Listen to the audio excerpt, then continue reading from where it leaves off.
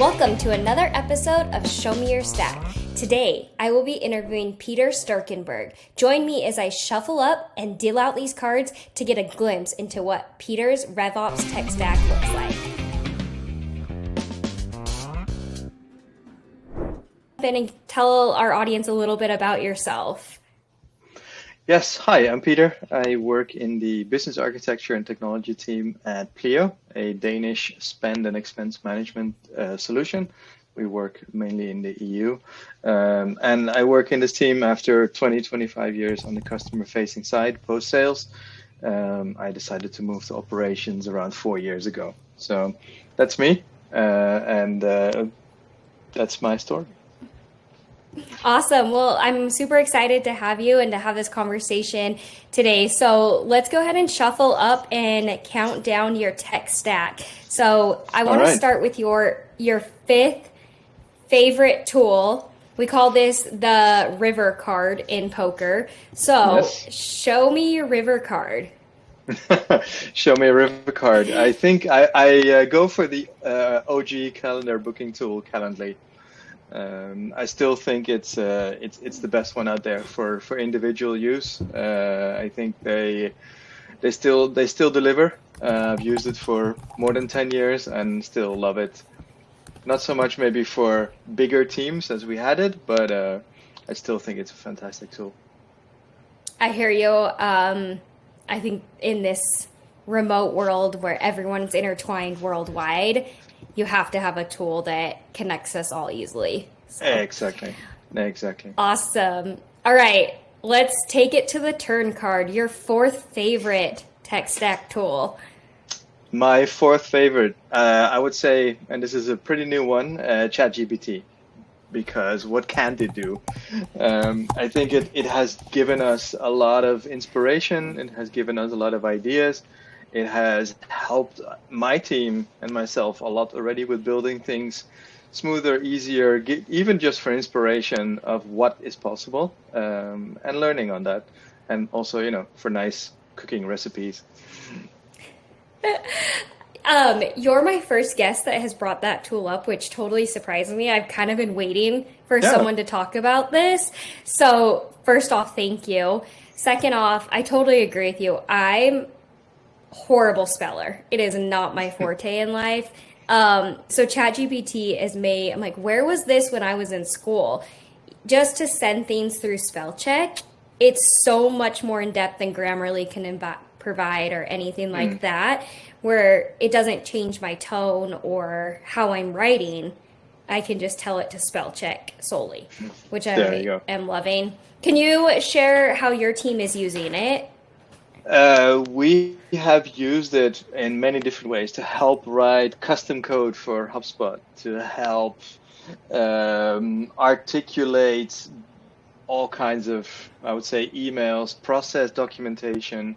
I've used it for that, where I was looking at a blank screen. I didn't know where to start, put in some things, and then suddenly I had an outline that I was like, okay, great, this I can work from. And then adjusted it according to what I needed it for. And suddenly I had process documentation in place. Perfect. I love it. I know people are so frightened by it, but it's like, it's not replacing, it's alongside you. So I love that exactly. You brought this up. It helps me. It helps me a lot, that's for sure. Awesome. All right, let's move to our third tool. We call this the flop. Can you show me your flop card? My flop card, Miro. It helps me visualize the mess that is in my head. We work on so many different things. We have so many different conversations that just making notes is great. But especially when I need to start putting ideas into place, I need to visualize it. That's how I work. That's how I work best. Unfortunately, I have a colleague who is my perfect partner in helping me with that. And then just this morning, we worked together on a Miro flow. And now we've kind of designed what we want to do. So it helps people like me who think by association, who tend to think about a lot of different things that need to be put together. Right. It's when we were all in office whiteboarding tool where we can collaborate across the entire world, like as you mentioned Exactly. before. So awesome. All right, let's go ahead and move to the whole card. Your second favorite tool. This tool you're probably in every single day since it's number 2 in your tech stack. I don't use it anymore every single day, Oh, unfortunately, but close enough. I would say it's my favorite customer success tool. It's Catalyst. They recently merged with Tango, so I'm curious what's going to come out of it. But it's my favorite customer success tool. I've worked with 6 of them in total, and it's still my absolute favorite. I remember migrating to it from another tool, and I managed to do in one afternoon what it took me 6 months to do with the previous tool. So yeah, they're great. They're awesome. That's a real life time saving use case there. So Quite.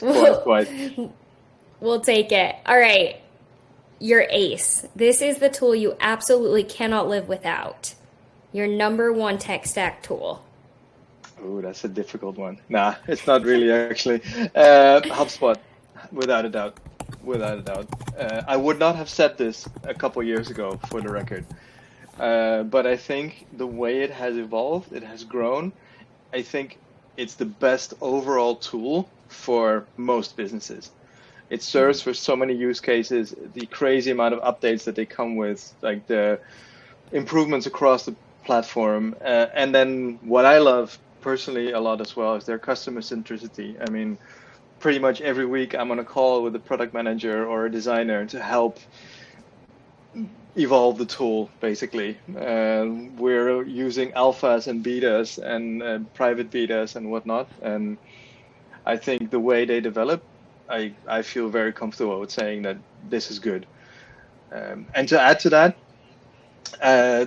it's a classic example of best of breed versus all in one. I've always been in the best of breed camp because there were such, just until a few years ago, there were such very, very good specialized tools. But I think the market has caught up. So many more tools and evolve and make incremental and wholesale changes, merges. They buy up tools, put them all in together, and I think there's a lot more overlap. But yet I see that HubSpot, I think, has made the right choices and provides with the best overall tool that I need to serve a commercial team of more than 300 people. So I love that. I love that you touched on how fast they're growing their product too, and how they launch updates and how they include their users in beta. I think that's really important to how their growth has exponentially happened. So, all right, let's go ahead and recap here. So we have Calendly, we have ChatGPT, we have Miro, we have Catalyst/Tango, and then we have HubSpot. Anything else you want to talk about to wrap up segment 1 about your tech stack? Honestly, the combo of Calendly we don't use anymore, neither, and we don't use Catalyst because we're a HubSpot. We're a HubSpot shop, but Miro daily use, ChatGPT regular use, HubSpot all day, every day. Love it. All right, let's move into the second segment. And let's talk about the high rollers corner. So we all wish we could just, maybe you are a high roller. I don't know. I personally wish I could be in the high rollers club. It looks always like this, most diva snazzy area. So with this, what would be your high rollers tool? This is up and coming, something you're hearing about, something you're excited as a tech, enthusiast. What's out there that you're excited about? Right at this very moment, Clay. I think clay.com. It's a tool that doesn't have an equal really right now, or not in the way they do it. It's a data enrichment aggregator, orchestrator. I'm not really sure how I would put it, but I think they're doing a lot of things really well. It's one of those classic tools that is easy to learn and hard to master. You definitely need to put a lot of need to think about how you want to use it. But I think for any company has obviously challenges with sales and prospecting and finding new leads. And I think this is a tool that can help massively with that. Not just that, also data cleansing, data verification, and all those things. Which, if you want to have a CRM that does its job, you need to have clean data. There's nothing to it, nothing else to it. Right. I'm looking at this right now. I've personally never heard of this tool before. So thank you, first of all. Second of all, this is really cool. The integrations, cool. like just as high level skimming, like this is awesome. Have you personally dove into this, or are you on a pilot? We're playing around with it and hopefully starting a POC soon. Yeah. Awesome. You'll have to follow data's up a challenge, but yes, whatever, right? It's like anything you can put to connect the dots. I think that's a perfect one for it. Right. I think I heard somebody say that, in the future, data will be the most expensive tool in your tech stack. And so as these new startups are coming through, it's awesome to see how they're connecting the dots and janitor, cleaning, all of the data that's out there and organizing it into digestible formats. So exactly. You'll have to follow up on LinkedIn how everything's going. I'm very interested to hear how this tool goes. Same here. Same here. Looking forward to hopefully we get there. Perfect. All right, let's move on to the wild card. So we call this the wish list tool. Maybe you're a developer, maybe you have all the time in the world, maybe you have a VC backing. What do you create? This is what my answer is actually based on my 20 years in customer success. I love how all the tools that are existing help with efficiency for the CSM, but it's all still on basic efficiency level, as in, make sure to talk to this one. Okay, they're coming up for renewal. Make sure to talk to them. All these kind of things, right? But for me, the holy grail of customer success is flipping that around and basically taking everything that they're doing and giving me, let's say, weekly or monthly lists or let's say focus, because I'm not just talking product usage. I'm talking all these different sentiment points that can be extracted from different data. Again, data comes back to it. So, connecting all the dots again, wrapping it in, running it through AI, let's say like that, or running it through a machine, basically, that helps me focus, because we see the pressure on for any customer success team. They have huge portfolios. They need to make sure to focus on the right thing. It's impossible if you have 500 or 1,000 customers that you need to take care of, right? And where do you dig? Where do you focus? Where do you make sure that you grow in the right way? There are a few tools out there that are getting there. I think, for example, Staircase.ai, they are definitely getting there. But I would love to see it in the context of the more traditional customer success tooling. So in that context, I'm very curious to see what Catalyst is going to come up with. But it's in the end, and there's another level to it. For me, it's also rough. Until now, customer success tooling has focused on internal efficiency, internal goal setting. Right. What I would love to go to is saying, okay, this customer wants to achieve X, Y, Z, put that in, and then the machine tells me, well, they're only hitting the targets on X and Y, but not on Z. Make sure to discuss Z and make sure that you discuss these 5 things to make sure they get there. So to really help me get there, prepare for those conversations so that we can get away from, hey, I'm just checking in. I don't want that. Right. You're speaking to my heart. So as someone, I'm at a very small startup right now in CS partner relationship. And this is something we're constantly talking about internal, as our product is evolving and changing so quickly internally that we don't have time to be able to have the, hey, checking in, circling back, following up emails. We need to know exactly how our partners are using the product so we can shift and pivot as quickly as possible. as well as educate and onboard with the amount of updates we're rolling out, and keeping up with HubSpot's updates too. So also that. yeah, so you're in the HubSpot ecosystem and you are in CS. Yes, you need a tool for this for sure. You need to understand how your ecosystem is utilizing these tools. So I love that. Also, this is my first time hearing about tools that are CS focused. So thank you for bringing that to the front here.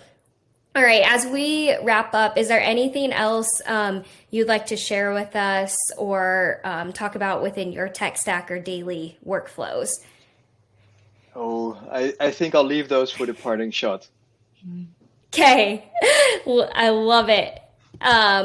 Well, thank you so much. As always, with poker, the house wins. So I'll take this as a win that I've now learned about 3 tools in a tech stack that I didn't know existed that could actually benefit my day-to-day workflow. So I'll take that as a win. So any parting shots before we sign off? Yes, I think there's 2 big things I would say. One, for anyone looking at new tools, careful of the shiny new object syndrome, because not just that the cost of change might be higher, but mainly because 99% sure you'll never use all the bells and whistles that were shown to you in a sales phase.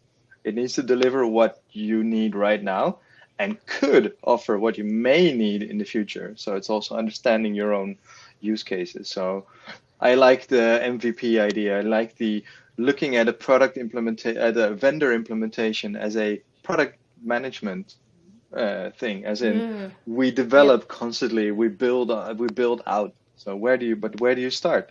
And then I like, in that context, I like the Moscow thoughts: must have, should have, could have, would have. So they bring it down to phases. And in that context, number 2, no tool is implemented quickly. I don't care what anyone says. I've heard it enough. Oh yeah, we're up and running in 2 days. No, you're not. No, you're not. And that's okay. But you just have to take the time. Be deliberate. Plan in more time than necessary. Document everything before, during, and after. And do not forget about enablement or change management. And then you're good. You literally just summed up what I'm telling people every single day in the most precise and deliberate way. So I might have to take this talk track for you. Like, this is another win. I love it. You know, Rome wasn't built overnight. Everyone expects it to be like Slack, where they just buy, plug and play. And it's like, well, it took us years to get there with Slack. It's going to take time. So I love it. Thank you. All right.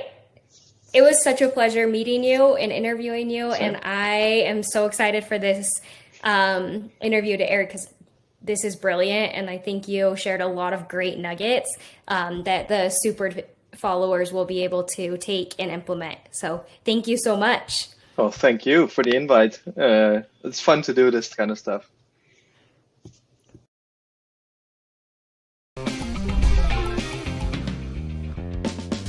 Let's shuffle up and show me your tech stack, where every episode is a high stakes reveal of the tools that are aces in our guest book, where chips are down and digital decks are on the table. Are you ready for the best in class tech? Let's deal these cards and see what comes up. Who's ready to double down on digital innovation with me?